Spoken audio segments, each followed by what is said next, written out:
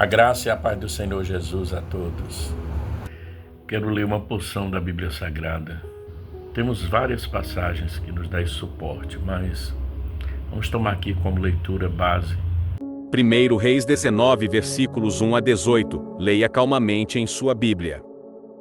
Baseado aqui nesse texto, vamos compartilhar com você e compreender e entender que Deus, pela sua palavra, pode curar toda a tristeza do homem. A Organização Mundial de Saúde aponta a depressão como a quarta enfermidade mais comum em todo o planeta. Calcula-se que 121 milhões de pessoas sofrem de depressão. Projeta-se que a depressão será o principal problema de saúde mundial. Acredita-se que de 6 a 8% dos brasileiros adultos sofrem dessa doença, chegando a 11 milhões de pessoas. 60% as mulheres, 40% os homens. Acredita-se que 20% de toda a população de São Paulo sofre desse mal que é a depressão. O que é a depressão? A depressão é quando a tristeza toma proporções muito maiores que impede a pessoa de manter o estilo de vida do seu cotidiano. A depressão é uma doença do corpo como um todo, que compromete o seu corpo, o humor e os pensamentos. Ela acaba afetando a sua alimentação e até o seu sono. Como você se sente em relação a você mesmo e como pensa sobre as coisas.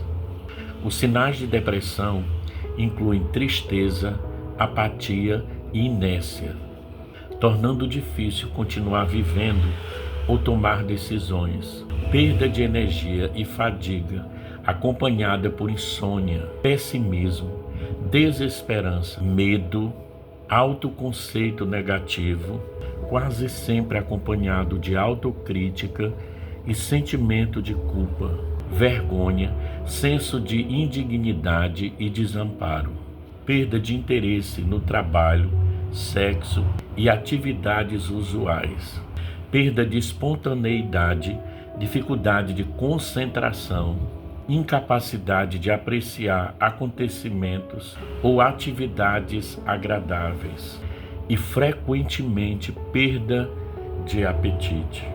A Bíblia registra que a fé não nos impede de passar pela depressão. A prova disso é que alguns servos de Deus passaram por esses momentos difíceis na vida, que é o momento de depressão. No livro de Jó, capítulo 3, versículo 11, Jó vai dizer o seguinte: por que não morri eu na madre? Porque eu não expirei ao sair dela. Números 11, versículo 15, Moisés, ele vai dizer o seguinte: se assim me tratas, mata-me de uma vez, eu te peço, se tenho achado favor aos teus olhos. No livro de Ruth, capítulo 1, versículo de número 20, Noemi, ela vai dizer o seguinte: não me chames Noemi, chamai-me Mara, porque o grande amargura me tem dado o Todo-Poderoso. Salmo 42, versículo 5, Davi, o rei de Israel: por que estás abatido, ó minha alma? Por que te perturbas dentro em mim? Jonas, capítulo 4, versículo 3, o profeta, ele vai dizer o seguinte: peço-te, pois, ó Senhor, tira minha vida, porque melhor é morrer do que viver. Em Mateus 26, versículo 38, o próprio Jesus, ele vai dizer o seguinte: a minha alma está profundamente triste até a morte. Nós percebemos aqui várias ocasiões, vários momentos em que homens de Deus, mulheres de Deus e tem outros que tiveram experiência de uma tristeza profunda, de um problema na alma. Mas nós vamos focar mais no texto que a gente leu, que fala sobre Elias. essa experiência que Elias teve. No versículo 4 do capítulo 19 que a gente leu, vai dizer que ele foi no deserto, né? Caminho de um dia, e ele se assenta debaixo de um zimbro e ele pede ali para morrer, ele pede realmente que Deus o mate, que Deus tire a vida dele. No caso de Elias, não configura um quadro de depressão crônica, não. Se percebe que foi um estado depressivo, né? Foi um momento onde ele se encontrava com aquela tristeza por conta daquela perseguição, que ele ficou com muito medo de Jezabel, né? Ficou com muito medo da ameaça de Jezabel. Então, para você ver a limitação humana, esse profeta acabou de fazer um grande milagre quando Deus usa ele ali no Monte Carmelo, e ele vai orar, e quando ele levanta a voz em oração, Deus responde a oração dele com fogo e dá uma grande vitória não somente para ele, mas para todo Israel. E aí, depois de uma ameaça daquela mulher, Elias entra nesse estado de depressão, de medo, né? de um desespero profundo na alma dele. Então, aí se nós formos perguntar quais são as causas da depressão, o que causa esse estado depressivo? Então, são várias causas. Aí vamos compartilhar aqui algumas causas que pode levar a pessoa a um estado depressivo. Então, a primeira causa que a gente pode observar é a influência de uma predisposição genética. Há pessoas que são depressivas por herança genética ou por hereditariedade. Você pode prestar atenção que quando um depressivo ele procura um especialista, a primeira pergunta que ele vai fazer é se existe algum caso de depressão no meio da família. Se existe casos, né, no meio da família. Principalmente eles já vão perguntando sobre o pai, sobre a mãe, sobre aquelas pessoas mais próximas, familiares. A segunda causa pode ser o temperamento da pessoa, o tipo de personalidade da pessoa, pessoas perfeccionistas, por exemplo. São pessoas que não admitem falha nele mesmo, naquilo que faz, ou mesmo nas outras pessoas que estão próximas a ele. A terceira causa pode ser vivência de situações traumatizantes ou frustrantes, ou seja, uma situação muito traumática que a pessoa enfrenta, uma frustração muito grande, algo que mexe muito com o emocional da pessoa. O exemplo pode ser um acidente, uma fatalidade, a morte de uma pessoa querida, ou o divórcio, que é uma quebra de uma aliança ali, que mexe com todo o emocional da pessoa, o desemprego, né? Então são grandes causadores da depressão. De repente a pessoa está caminhando tão bem na sua vida e ali há uma mudança brusca, né? Tanto na área de trabalho como em uma aliança de comunhão com alguém, e aí essa vivência, essa situação difícil vai trazer traumas à pessoa e vai, de alguma forma, causar uma frustração e são causas que podem gerar depressão. Quarta causa também pode ser devido a uma condição clínica ou por causa do uso de determinados medicamentos. Às vezes a pessoa faz um tratamento e o efeito de alguns medicamentos também pode gerar a depressão, né, que desequilibra a quantidade de serotonina e noradrenalina, neurotransmissores responsáveis pela comunicação dos neurônios. Uma quinta causa pode ser o excesso de trabalho, o estresse do trabalho, como agenda sobrecarregada de muitos compromissos, tem gerado a depressão, principalmente em grandes metrópoles, né? Onde a correria é grande e às vezes a demanda é muito grande, as pessoas não conseguem corresponder e o trabalho vai puxando muito da pessoa e acaba entrando em excesso de trabalho pode ser uma das causas também. Uma sexta causa pode-se enumerar também a crise existencial. Então, há pessoas que, ao refletir sobre o sentido da vida, entram em depressão, porque tem muitas perguntas que nós vamos fazer ao longo da nossa vida que nós não vamos ter resposta. Tem muita coisa que as pessoas querem compreender aqui e não vai compreender aqui, só quando chegar lá na glória. Então, é importante você saber que você é uma pessoa limitada e que para descobrir realmente o sentido da vida tem que ter uma intimidade muito profunda com Deus para trazer esse refrigério à alma. Tem pessoas que não têm essa intimidade e tem uma facilidade muito grande de entrar em crise existencial. Pasme, né? Algumas são levadas por não aceitarem muitas vezes os problemas, as situações da vida e acabam entregando-se a uma decisão totalmente contrária à vontade de Deus e muito lamentável. E outra razão que eu vou parando por aqui são problemas espirituais. Então a Bíblia declara que encobrir ou ocultar erros, opressão demoníaca e sentimento de culpa produzem estados de melancolia. Então, mostrei aqui algumas causas que podem levar uma pessoa à depressão. E aí, baseado nessa passagem bíblica que nós acabamos de ler, nós vamos analisar um pouquinho aqui a situação de Elias. Podemos aprender muito da vida e da experiência desse profeta, esse homem de Deus chamado Elias. Ele não é apenas um profeta, mas uma profecia.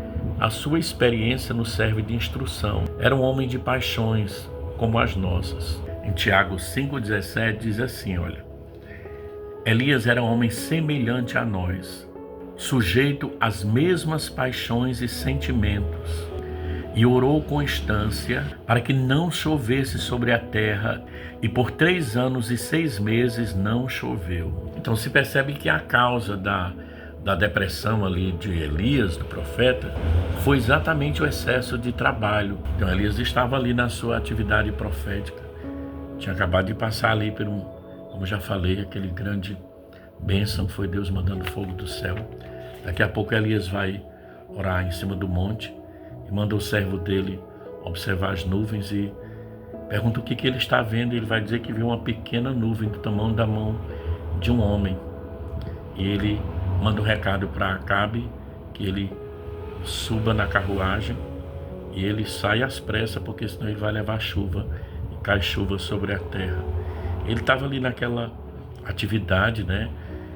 E com isso vem depois a ameaça de Jezabel e Elias acaba entrando nessa situação.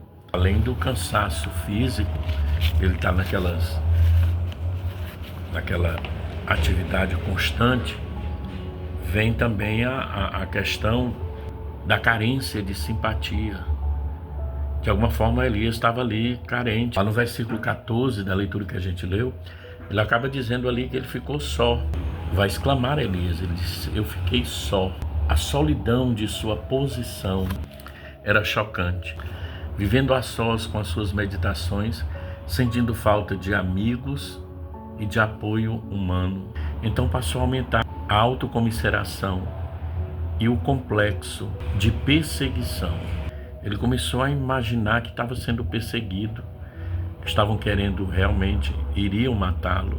E aí mesmo assim vem também aquele sentimento de uma certa carência de ocupação. É como se para Elias o trabalho que ele havia de fazer ele já tinha concluído, já tinha feito, já tinha destruído os profetas de Baal, já tinha acabado com a idolatria.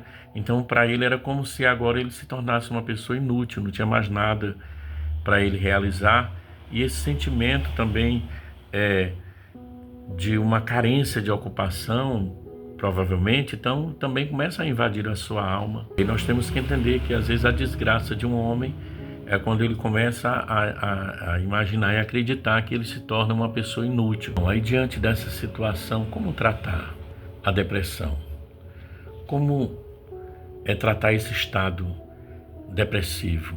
Caso muitas vezes, de repente, venha bater a sua porta, venha de alguma maneira querer mexer com você.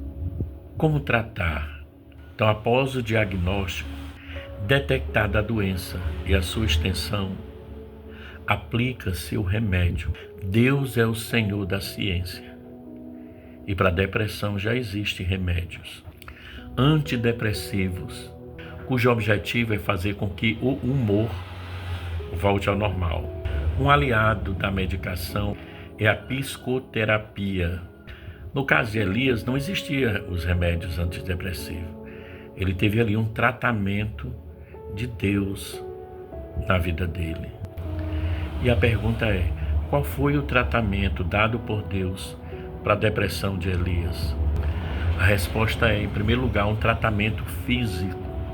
Deus reuniu as forças exauridas do seu servo.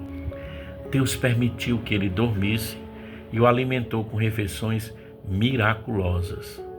Muito maravilhoso, né, irmãos, a forma que Deus cuida do homem, que Deus trata. Olha o que Deus faz com Elias. Deitou-se, lá no versículo 5. Dormiu debaixo do zimbro. Eis que um anjo tocou e lhe disse: levanta-te e come. Olhou ele e viu junto à cabeceira um pão cozido sobre pedras em brasa e uma botija de água. Comeu, bebeu e tornou a dormir. Comeu, bebeu e tornou a dormir. Então o anjo ainda vem a segunda vez, você pode ver no versículo de número 7. Chama ele para se levantar, para comer, se alimentar uma segunda vez. E vai dizer para ele, porque o caminho te será sobremodo longo. Levantou-se, pois comeu e bebeu, e com a força daquela comida, caminhou 40 dias e 40 noites até Horebe, o monte de Deus. Olha o tratamento de Deus para Elias. O melhor remédio para a depressão é o descanso, a alimentação equilibrada, repouso regular e atividade física. Então, depois que Deus trata ali o físico, né, de Elias, alimentando, Deus agora vai ouvir o desabafo de Elias. Então, o que Deus fez? Escutou o profeta. Escutou o que ele precisava desabafar, o que ele precisava dizer, o que ele estava sentindo naquele momento, que estava gerando angústia e peso na sua alma. Então Deus vai permitir que ele desabafe o seu pesar. Aí no versículo de número 10, olha o que diz a palavra. Aí no versículo de número 10 do texto que a gente leu. Olha o que ele estava sentindo. Tenho sido zeloso pelo Senhor, Deus dos exércitos, porque os filhos de Israel deixaram a tua aliança, derribaram os teus altares e mataram os teus profetas à espada. E eu fiquei só e procuram tirar-me a vida. Na cabeça dele, ele achava que estava sozinho, que não tinha mais ninguém, que todos os profetas haviam morrido, que ele agora também ia morrer. E aí Deus vai ouvir o lamento do profeta, o desabafo do profeta. Muitas vezes esse é o maior e imediato alívio. Elias expôs o seu problema. Estava perturbando o seu coração e a sua mente. E ali, depois do desabafo, ele vai acalmando a mente dele. Então, depois de Deus cuidar do seu físico, Deus escuta o desabafo daquele homem. E agora Deus vai mudar aquele homem de ambiente. Então ele vai sair daquele lugar, ele vai caminhar até o monte Horebe, lá no versículo 8. Depois de se alimentar, ele caminha até o monte Horebe, o monte de Deus. Ele vai ali andando sem parar. Elias chega ao monte. Há ambientes depressivos e há ambientes que ajudam a vencer a depressão. Às vezes essa mudança ajuda de alguma forma você sair daquele ambiente pesado e para um ambiente mais leve. E Elias estava se dirigindo exatamente ao monte de Deus. O que quer dizer isso, né? É bom estar na presença de Deus. É bom você procurar estar com pessoas que têm algo de Deus para você, ou em um ambiente onde você sente paz e harmonia.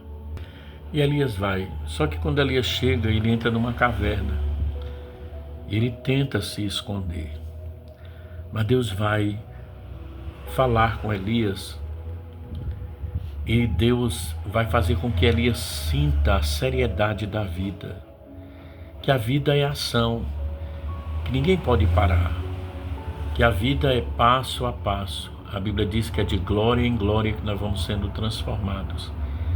Para nós chegarmos no descanso eterno, nós temos que passar pelo vale, passar por situações boas e ruins, mas estarmos em ação, né? Nunca parar, nunca se esconder, mas devemos continuar a jornada, caminhar, faça chuva, faça sol. Mas Elias estava tentando ali se esconder dentro daquela caverna. Então, enquanto Deus estava chamando ele para a ação, porque Elias não estava atuando, mas lamentando-se, se escondendo. E é nessa hora que Deus tira o homem do comodismo e chama o homem para sair da caverna, para viver, para se sentir útil, para se sentir alguém, para sentir que Deus dá a autoridade e o poder para que o homem possa viver e desfrutar daquilo que Deus tem para a vida do homem. Aí, fazendo parte desse tratamento do profeta, Deus vai trabalhar no afeto, na restauração afetiva do profeta. Enquanto o profeta achava que só restava ele, que ele estava só, Deus vai dizer para Elias, no versículo de número 18, olha que coisa maravilhosa. Também conservei em Israel 7.000, todos os joelhos que não se dobraram a Baal, e toda a boca que não o beijou. Não era só Elias. Tinha mais 7.000 que não tinham se curvado diante de Baal, que não tinha se curvado e beijado um Deus morto. Não era só Elias. Deus estava ali restaurando o lado afetivo do profeta, para que ele sentisse que ele não estava só. Em outras palavras, Deus estava dizendo: você não está sozinho, Elias. A sua vida não foi um fracasso. Você acabou levando outros também a resistir. E aí Deus vem com aquela terapia ocupacional. Deus vai mostrar para ele que tem mais trabalho para ele, que ele precisa agir, que ele precisa sentir útil. E aí do versículo 15 a 17, você vai perceber que ele vai usar o profeta para ungir a Hazael, rei sobre a Síria, Jeú, rei sobre Israel, e Eliseu, que se tornará profeta, que será ungido, ser profeta em teu lugar. A melhor inspiração nas horas de depressão é receber mais responsabilidades de Deus, para ter a sua vocação renovada. Esse é o tratamento de Deus. Quantas vezes no ministério, na vida, qualquer um pode passar por situação difícil, complicada. Ninguém é melhor do que ninguém. Todos estamos no mesmo barco da vida. A diferença está como nós olhamos para a vida, como nós olhamos para Deus. Qual é a proteção que nós estamos buscando para nós e a direção. Mas mesmo assim, a vida não é fácil. Mas se tiver que passar por alguma dificuldade, conta com Deus. Ele tem tratamento. Ele sabe como tratar de todas as maneiras a vida do homem. Mas aí Deus ainda vai fazer um tratamento espiritual na vida de Elias. Ele naquela caverna, Deus pergunta por que ele está ali se escondendo. A vida é ação, a vida é movimento. E aí Deus vai tratar o espiritual daquele homem. Naquele estado de depressão de Elias, ele precisava renovar a visão do Deus que ele servia, a visão do Deus que ele adorava, e que era tão fiel, e que era tão presente na vida dele. Aí Deus se revela a Elias com fenômenos naturais. Primeiro veio um vento, mas Deus não estava no vento. Depois veio um terremoto. Deus não estava no terremoto. Depois veio fogo. Deus também não estava no fogo. De repente veio um silício, uma brisa suave. E é ali onde Deus fala profundamente com Elias. E Elias vê a glória de Deus na vida dele. E ele renova as suas forças. E ele consegue abrir a sua visão espiritual e ver o Deus que ele serve como é profundo e é poderoso, que o tira da caverna e continua usando a vida do profeta. Deus sabe como falar com você. Deus sabe como tratar a sua alma. Aprendamos a ouvir a voz do Espírito de Deus. Nem sempre ela está no barulho, nem sempre está no terremoto, nem sempre vai estar no vento ou no fogo. Às vezes Deus está falando com você calmamente, pela madrugada, no momento de silêncio. Deus está falando ao teu coração e à tua alma. Então, para finalizar, guarde no seu coração. A depressão, ela pode ser vista como uma enfermidade física e também espiritual. Para a primeira, encaminha-se a um médico, a um especialista, para iniciar o tratamento. Para a segunda, através da palavra, da poderosa palavra de Deus no coração do homem. O mais forte e o mais fiel santo sobre a terra está sujeito a momentos de desânimo e depressão. E é bom saber, por via das Escrituras sagradas, que alguém esteve no vale da sombra da morte. Homem de Deus, crente, também adoece. Elias era um herói da fé, mas também era um vaso de barro.